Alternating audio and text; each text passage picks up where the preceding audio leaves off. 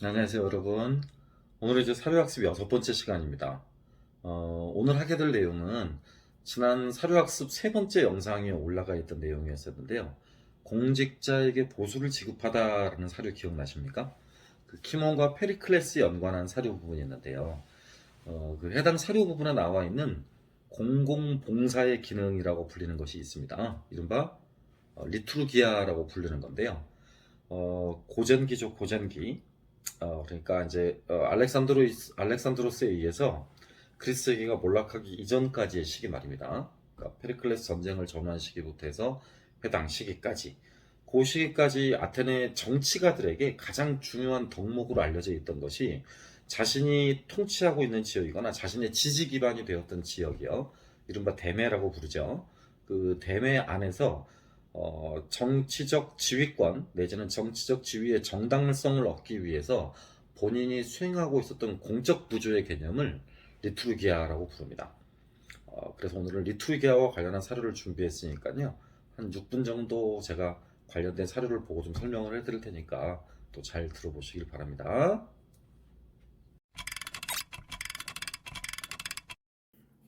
네, 그러면 공공봉사 기능에 대해서 한번 살펴보도록 하겠습니다. 공공봉사는 리투르기아라고 읽힙니다. 리투르기아라고 읽혀요. 대체적으로 맨 아래 제가 이렇게 써놓긴 했습니다만, 고전기 아테네, 고전 시기의 그 아테네인데요. 부유한 시민들이거나 부유한 시민이거나 또는 재류 외인들, 이런 사람들에게 부과되었던 공적인 의무다라고 생각을 하시면 되겠습니다. 그래서 사료를 통해서 이런 공적인 의무들이 어떻게 이루어지고 있었는가라는 부분들을 한번 살펴보도록 할게요.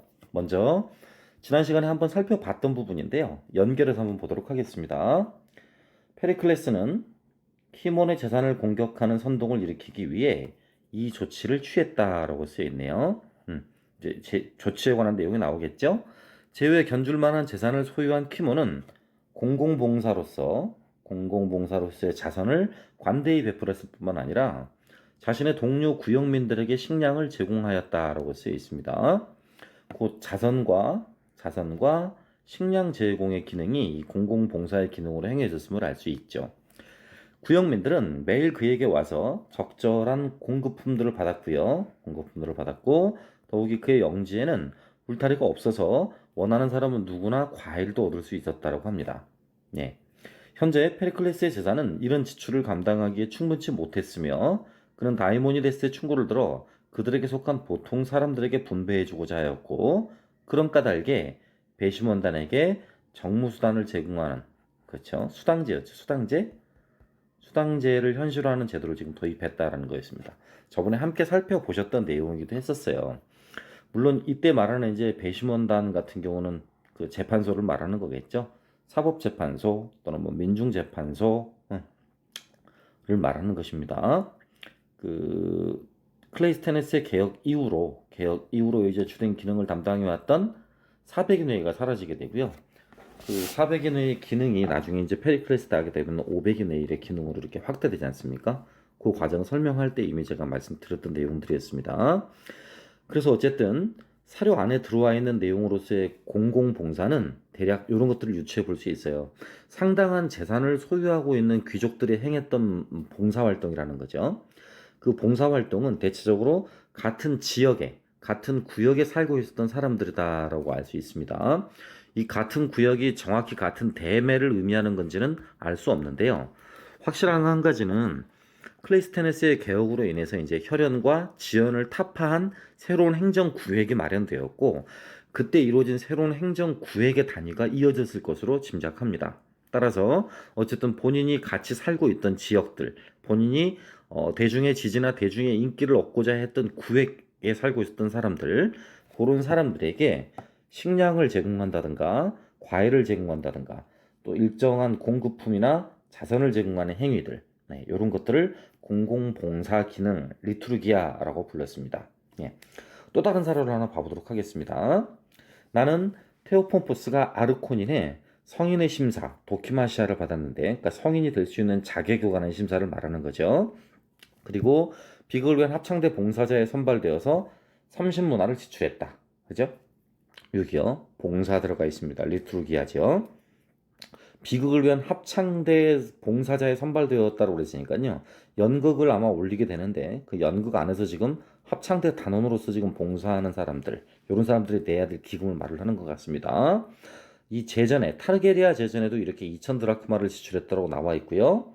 이후에 그라우키포스가 아르콘이었던 그 해에 대규모 판 아테나의 제전 마찬가지죠. 네, 그죠? 그러니까 또 다시 제전에서 그 서양세 기록에도 들어가 있었습니다만 이 제전이라는 거 갖고 제전 전부 다 지금 헬레네스를 결속하기 위한 것이었잖아요. 그 인보 동맹하고 두 가지가 동시에 나와 있었습니다. 그리스인들의 결속력을 강화하기 위한 것, 곧 헬레네스를 강화하기 위한 조치로 수행해졌던 것들이 제전, 그 다음에 이웃 폴리스하고 맺었던 동맹들이었었죠. 그죠?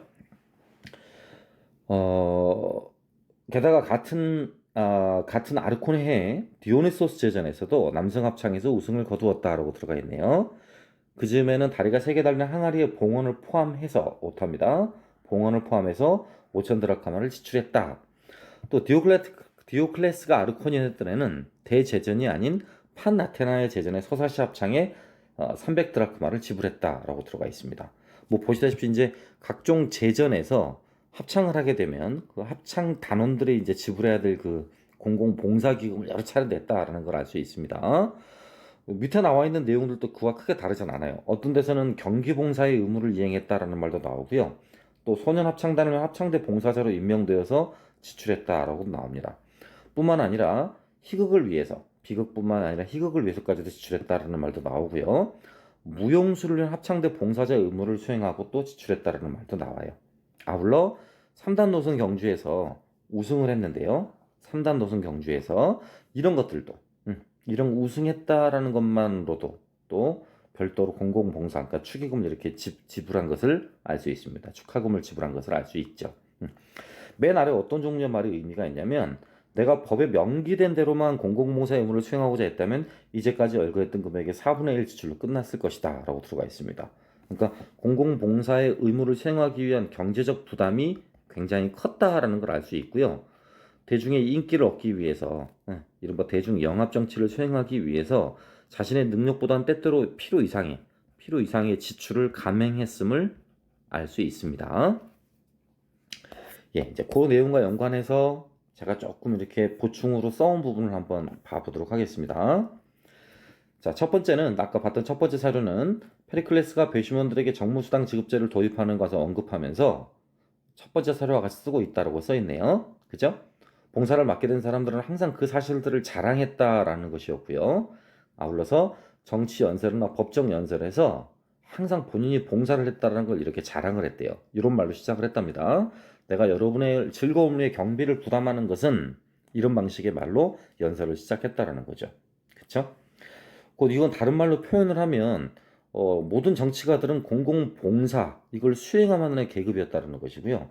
다른 표현으로 그들은 공공봉사를 토대로 해서 나는 그만큼 공공봉사를 수행할 수 있을 만큼 경제적으로 당신들보다 우위다라는 이런 불평등을 확인하기 위한 기능도 수행했다라는 것입니다.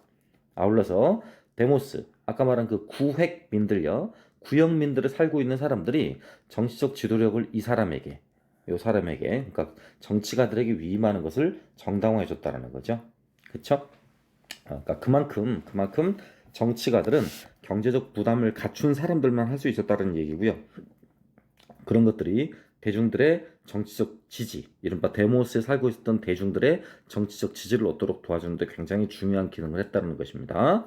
아울러 맨 마지막 317년 무렵에는요, 폐지가 되었던 것으로 알려져 있습니다. 네, 잘 들으셨죠? 다음번에 이제 일곱 번째 진행하게 될 서양사 사료 학습은 이제 고대사 분야에서 세 가지 정도만 더 찍어서 이제 올릴 생각인데요. 헤르메스 신상 훼손 사건이라는 사료입니다. 기원전 415년에 아테네가 이제 아테네 국가의 운명을 걸고 대대적으로 준비했던 시칠리아 원정 함대, 그렇게 시칠리아 원정 함대가 이제 시칠리아를 정복하기 위해서 떠나기로 한 날 그 전날 밤에 있었던 일인데요. 그 전날 밤에 헤르메스 상이 여러 군데 이렇게 손상을 입었던 사건들이 있었어요. 그 사건들과 연관한 사료를 준비해서 아테네 함대가 어떻게 시칠리아를 떠나게 됐는지, 시칠리아를 향해 떠나게 됐는지, 또 그 사건과는 어떤 연관이 있는지 그런 부분들 한번 살펴보도록 하겠습니다. 들어주셔서 감사합니다.